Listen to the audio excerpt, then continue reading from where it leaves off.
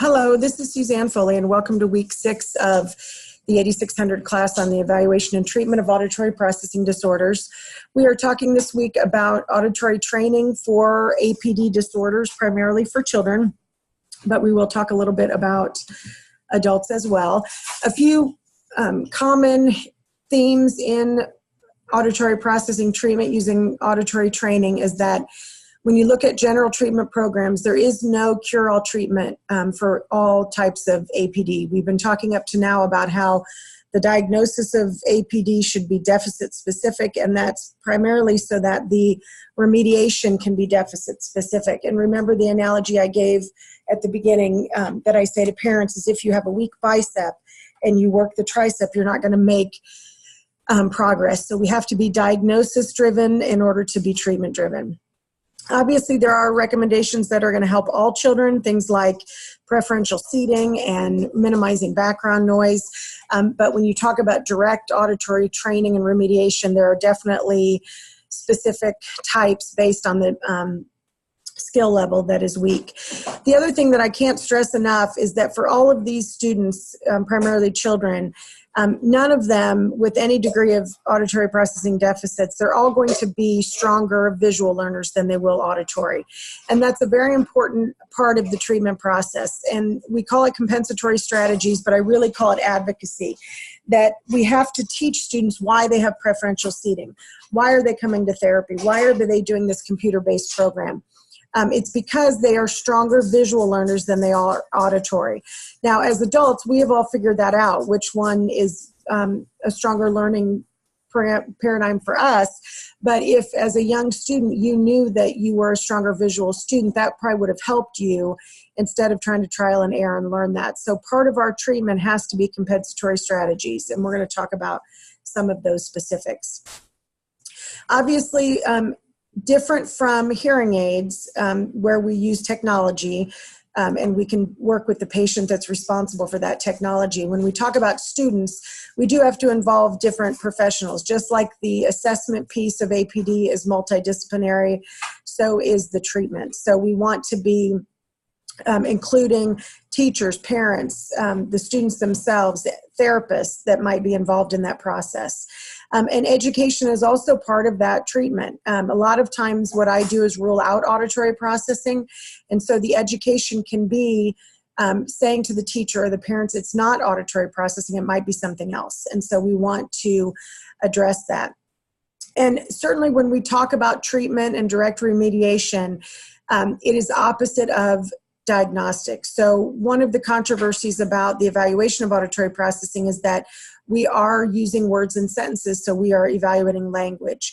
So as we evaluate for auditory processing, we're trying to be as single modality focused as we can, meaning we want to minimize visual, minimize language when we're evaluating. But when we go to treat, we want to pull all of those options in, and we want to be very multisensory in our approach because the task of doing something auditory only is too difficult.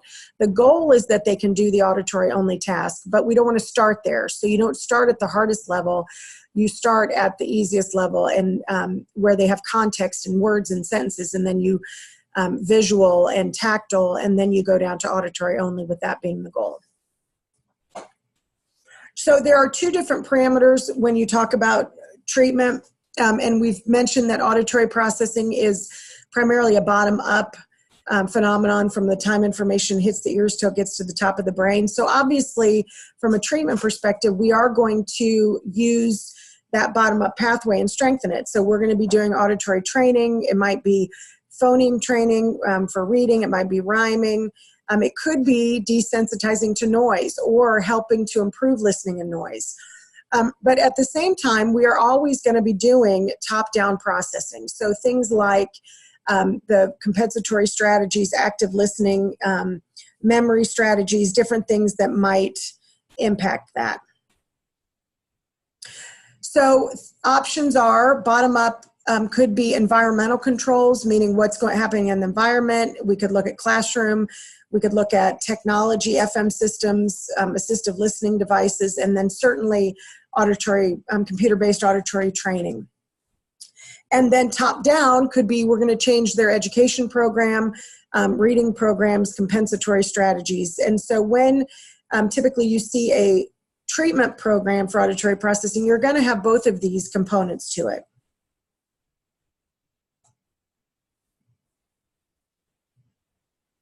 And so one of the key components of treatment is that in this third sentence here, yes, we need direct therapy in some situations. We also need advocacy. We can train and work on skills all day long, but if the students don't know how to use those new skills or where they can be helpful, it's not going to make a difference because they have to be confident in using those new skills.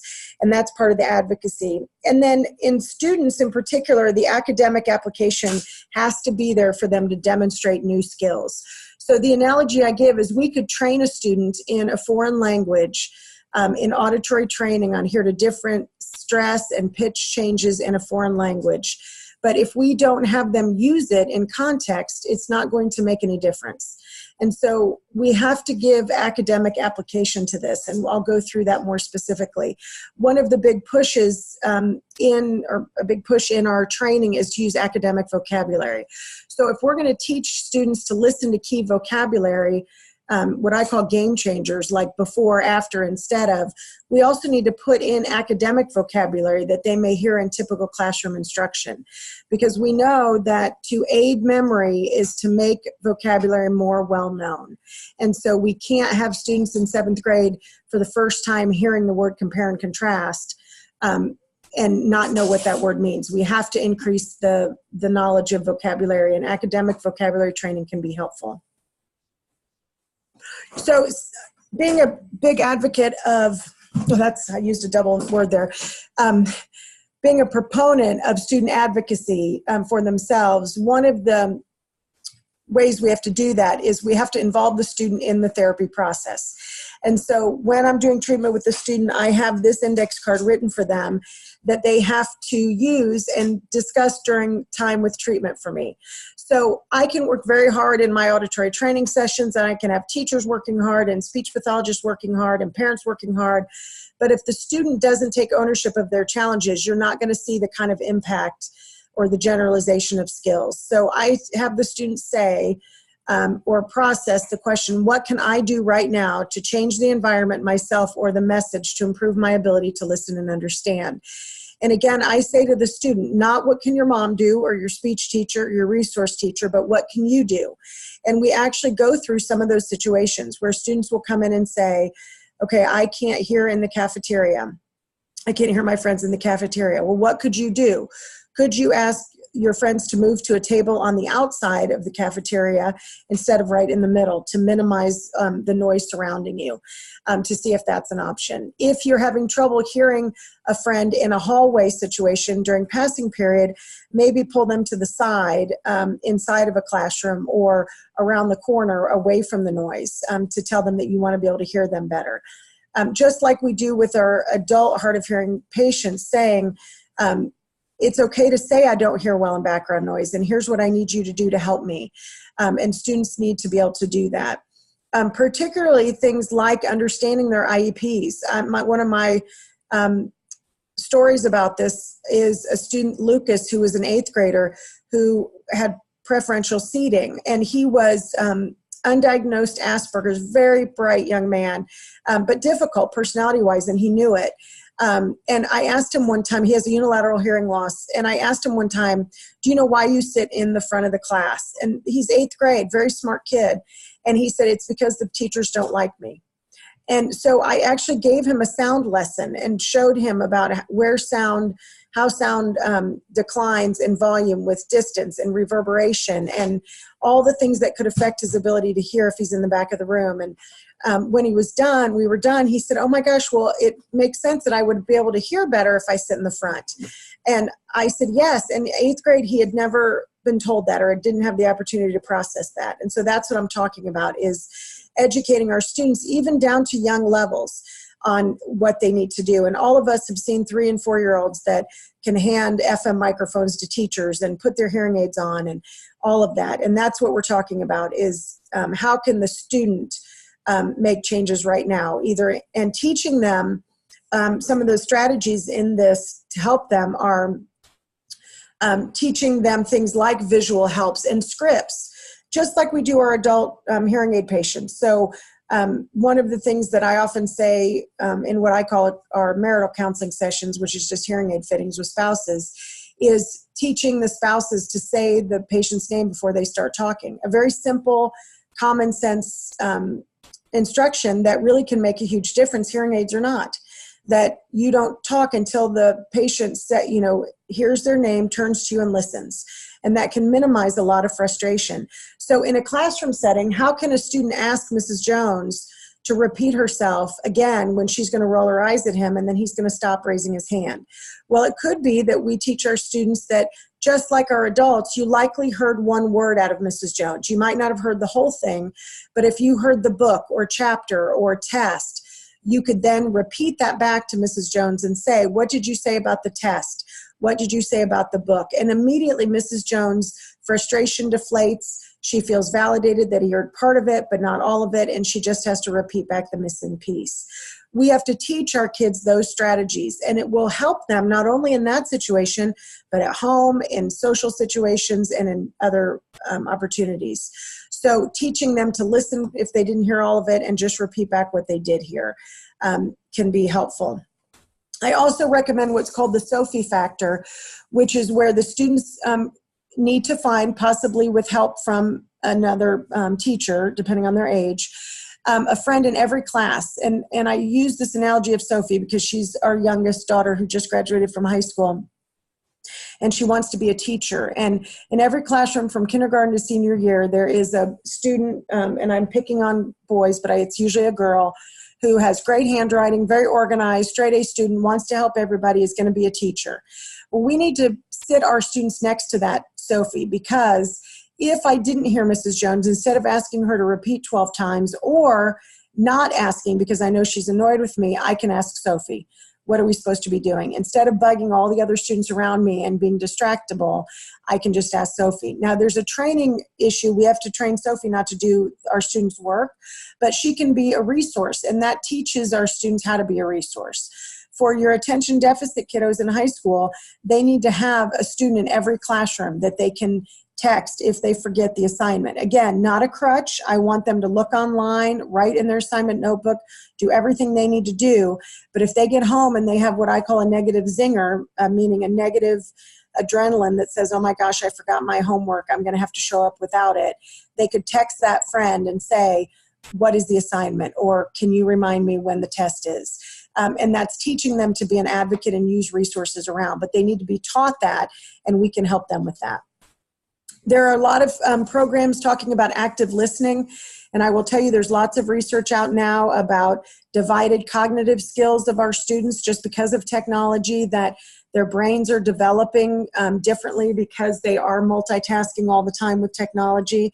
So listening skills are not learned, they are not taught, and they are not demonstrated. So a lot of what we can do from an advocacy standpoint is teach students how to actively listen.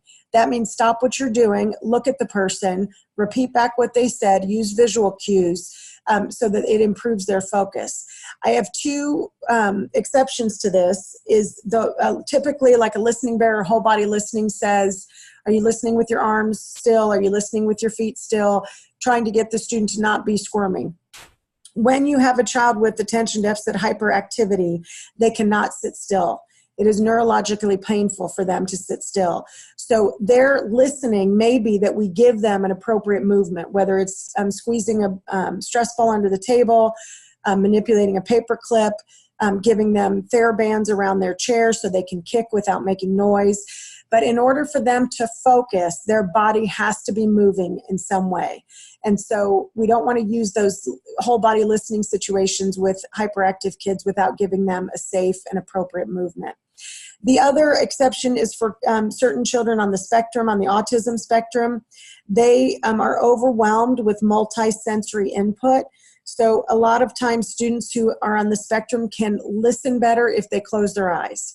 So when we tell them to look and listen, that's not necessarily helpful for some kids on the spectrum. And each one is going to be individually different. Often I recommend that you involve the occupational therapist working with that student to say what is the most calming effect for that student, or what sensory modality is the most comfortable to give them an alternate listening, active listening option. And then I truly believe that every student that has any sort of IEP should have a test-taking strategy class in 5th, 6th, or 7th grade to help them with basic things like note-taking and how to read for keywords and highlighting, especially with the new technology, because it's less tactile, and so they don't get that immediate input from tactile reading a book, touching a book. And so how do we teach them to take notes and read for keywords and outline?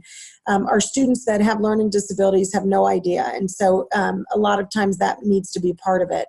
And it may be that schools have that program somewhere, a guidance counselor is doing it or someone is doing it. That they need to be a part of.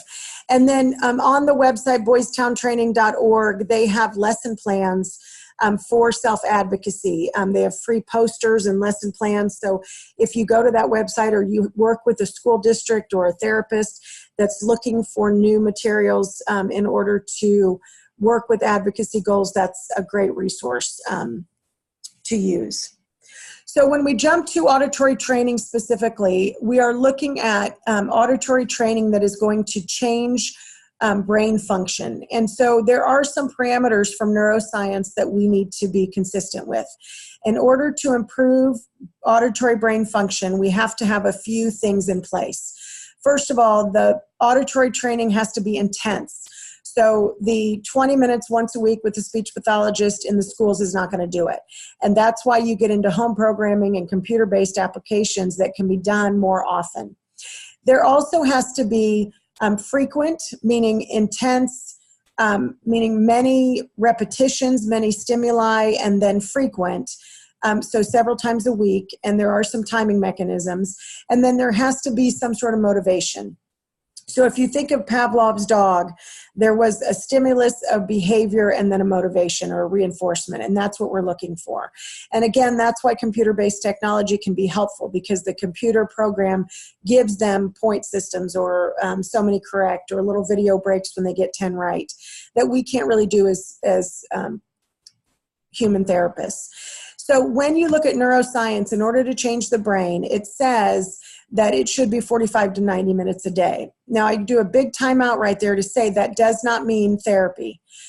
Typically, even right now, while you're listening to this audio class, you are going to get 30 minutes of bottom-up auditory training by the nature of active listening, which I hope. So students are going to get that all day long. What I'm looking for, either from parents or therapists, is at least 30 minutes, 5 days a week, specific to their deficit area. Now, how long do we do that? Not long. Neuroscience also tells us that if you do anything intensely, you are only going to get improvement for 6 to 8 weeks, and then you are going to see a plateau in skills, and I've seen that happen often. It doesn't mean you don't need to come back to it, but you have to give the brain a break in order for them to use the new skills in context. So, for example, I have a 10-week auditory training program that I offer for certain students that I do once a week for an hour in the clinic, and then at home, families are doing something 30 minutes the other 4 days a week on deficit-specific activities. And so some of those are posted in the class for this week. I've actually put them, I've listed them in the reading materials. It's games and activities per deficit area that I've developed. So it's a lot of it is home programming for fun. For example, dichotic listening, your left ear weakness, the reduced interhemispheric transfer, one of the activities that's helpful is Twister. Now, not silently. The goal is they need to improve the verbal to motor task, the left and right hemisphere communication. So I have families doing Twister, but they're just talking about it as they do it. So the student says, I'm putting my right hand on the red circle, or I'm putting my left foot on the yellow square. So they're doing a verbal and a motor task at the same time, which is helping neurons fire across that corpus callosum. That could be a 30 minutes 1 day a week. So I'm not talking about professional intervention therapy. It could be a Hear Builders program or some app they're doing, but the goal is it has to be somewhat intense and frequent during that 6 to 8 weeks. There are some, if you're developing an auditory training program, there are some parameters in terms of the stimuli. So you want to always start at a level that is less than what their skill is. So just think about reading skills. If you're trying to help a child be a better reader, you're not going to give them a book 2 levels ahead on reading skills because they're not going to read it. So you want to start with something we know they can do, but you have to gradually increase that complexity and difficulty, because just like, again, if you think about a muscle or an athlete, in order to get stronger, you're going to start where you can, but you're going to push yourself. You're going to take on higher weights. You're going to have some soreness as you grow and get stronger. The same thing happens with neuroplasticity. We can't just repetitively do what the student can do. We have to go to the next level. And honestly, I think that's one of the reasons why audiologists are not providing these services, because it's very much in that speech and language and academic world of monitoring progress levels and increasing goals that does not come naturally to us. So we want it to be appropriate materials that's going to engage the students and keep them engaged, and also is going to increase in intensity. And again, that's why computer-based technology can be so helpful. Also, there are some programs, listening programs out there that have passive listening, meaning a student will listen to something under headphones and do nothing or be doing another activity. And that passive listening is not inappropriate, but you're not going to see the gains unless the child's engaged and making a motor response and getting reinforcement. So active auditory training engagement is going to make much higher gains much faster than a passive listening situation. And I show this slide because when I talked about earlier that testing has to be modality specific, meaning we want to diagnose the auditory only deficit. These are actual drawings from functional MRIs. And when we do auditory stimulation, particularly from a treatment point, if you can see, there's only one part of the brain that lights up. But if you bring in auditory, visual, and tactile, many more areas of the brain light up. And what this slide doesn't, or this picture doesn't show well, is the connections between those. So if you look at actual imaging, functional MRI imaging, when you add those other senses, there are actually areas of the brain that light up in connection as well. And so you're building better, stronger pathways than if you just do auditory stimulation. So yes, the goal is that they can do it auditory only, but we absolutely need to start from multisensory. So I'm going to go through just some examples of specific auditory training for specific deficit areas. You may never do this treatment, but again, this can be a resource that you can provide to treatment professionals. So often I use this to train speech pathologists who are working with students with auditory processing and say, if you have a student with auditory closure deficits, here are some things you can do. And so auditory closure is that inability to fill in the blanks of what is not heard clearly. And it's very closely related to auditory discrimination, the inability to hear similar sounding sounds like TH and F. And these deficits in auditory processing are very connected to receptive language deficits. So if you have a student that, say someone is a speech pathologist is working with that has receptive language and they suspect kind of a more auditory-based problem, these are appropriate activities.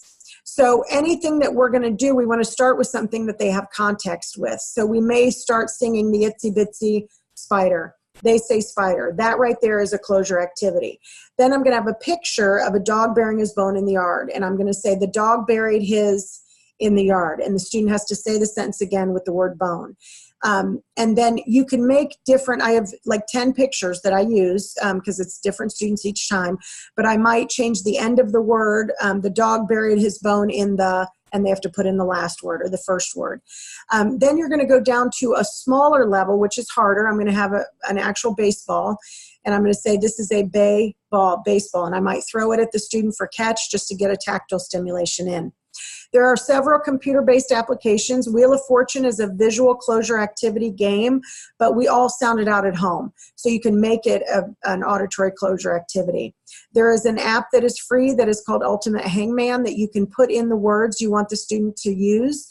So you could have them doing their spelling words, or if they're having trouble with a discrimination between a TH and an F, you could put words in there with that. And then even in small group or classrooms, the telephone game where they whisper to the next student, that one really can be a closure activity. There is an evidence-based program by Carrie Wingett from Linguasystems. It's a differential training program for auditory processing, and it has actual bottom-up auditory training tasks from dichotic to discrim to temporal, all the way through language-based. And it follows the slide that I showed a few weeks ago about the bottom up, the top down, and the middle skills of discrim and phonological awareness, and it has activities related to those. So I often say to audiologists or speech paths that want to do direct auditory training, it's a great program because it gives you stimuli without you having to make it up. There are apps called the Minimal Pairs Academy app, Sound Match, and Starkey actually has a great auditory discrim program called Hear Coach. And then in all of these activities, I tell therapists to add levels of background noise. And from what we know about listening comprehension, the best background noise is going to be our cocktail party effect. So obviously we know in audiology we can get that from our manufacturers, but you can also Google it. And I tell them start with a low level in the background, and you can pick playground noise, cafeteria noise, environmental noise, and then increase it. And I also use this as an opportunity to have a student practice those advocacy skills. So I might crank the noise up really loud, and as I see the student struggling, say, I see you're having trouble hearing with this noise, what can you do right now to improve this situation? And the student can say, I could ask you to turn it down. And I say, yeah, you sure could, and let me go do that. So again, you can create these difficult challenges and have them practice those advocacy. There is some science in this. Obviously, consonants or phonemes with the less energy are going to be harder to discriminate. So the T and the F, unvoiced stop consonants that are fast are going to be harder to hear than vowels, which has more energy and longer. So you want to make sure you target those. And then certainly consonant blends. A B sounds very different than when you put it with a BL. And so practicing those together is typically a harder task. So these are just some activities that you can use. Obviously, I'm going to start with pictures of objects. Depending on the age of the child, I'm going to talk about F and TH placement, or that F and V look the same, but one is voiced and one is not. Have them feel that voicing in their throat, give them any sensory input that they can to help them remember that. So our dichotic or our interhemispheric left ear weakness kiddos, there are dichotic training options, and I'll share some of those where you actually put in activity or put in stimuli in both ears to improve that left ear weakness, which is typically what we see. You also can have speech therapists add movement. Remember, what we need these students to do is a verbal and motor task simultaneously. So if they're doing a verbal task in speech therapy, have them do a motor task. That motor task could be as simple as taking a tennis ball under the table and going from right to left hand. It could be standing on one foot. And there's lots of activities and ideas in resources like Brain Gym, which has a teacher's manual for very inexpensive that has all kinds of left-right movement that you can do while the student is talking. There's a program called Me Moves. Again, there's a movement, but I always want students to be talking.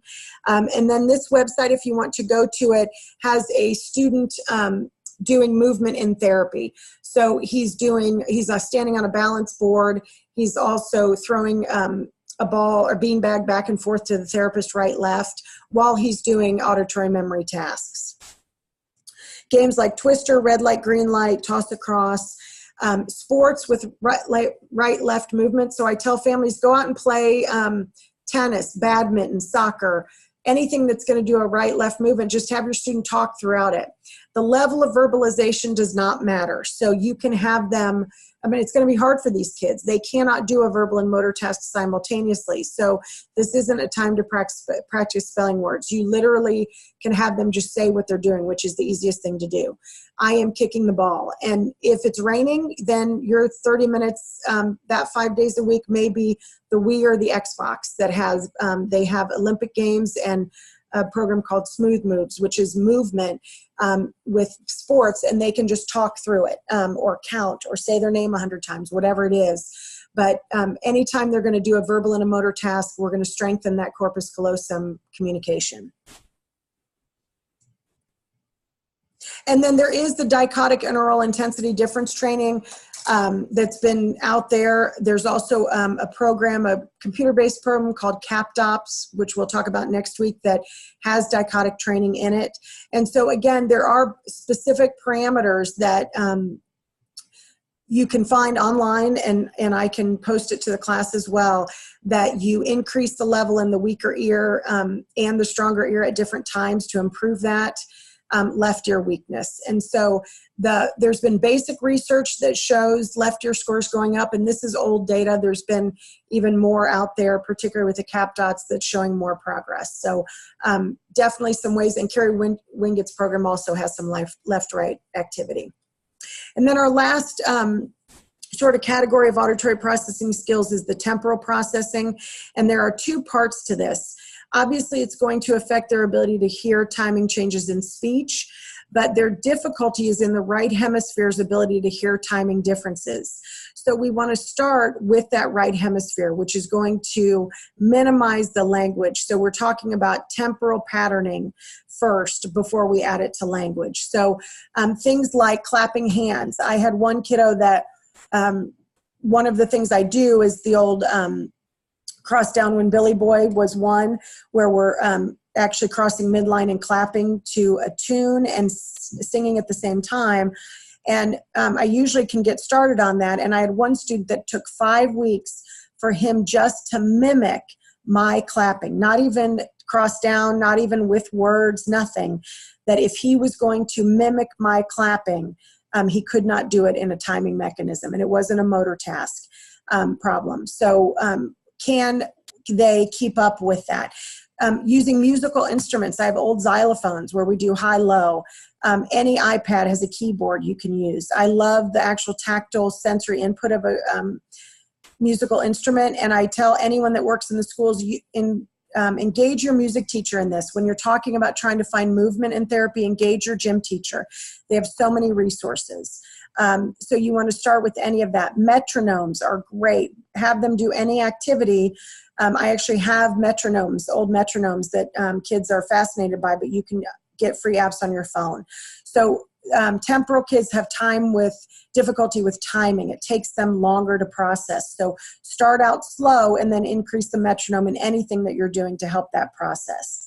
And then Simon is a great game, and they're on here is the new Simon. There's a demonstration of it, which I love, with some YouTubers showing the new one that has things like taking a selfie and singing versus the old Bop It. But that's a great program for kids. Now, they can't do Bop It for 30 minutes, but I tell moms and dads, have it in the back of your car. So when you're on the way to the dentist, on the way to a restaurant, they can practice that. Then we're going to add that timing improvement to speech. So the difference in the sentence, "You are welcome back," which means "I'd like to have you back anytime," versus "if you are well, come back," is literally a pause in a different place of the sentence. And if I don't hear that pause, then I'm going to show up sick and you're mad at me and I don't know why. And so we want to take that timing change and relate it to language in terms of not only pauses and inflection and questioning and sarcasm and anger, how emotion changes our voice tone, which they don't hear well.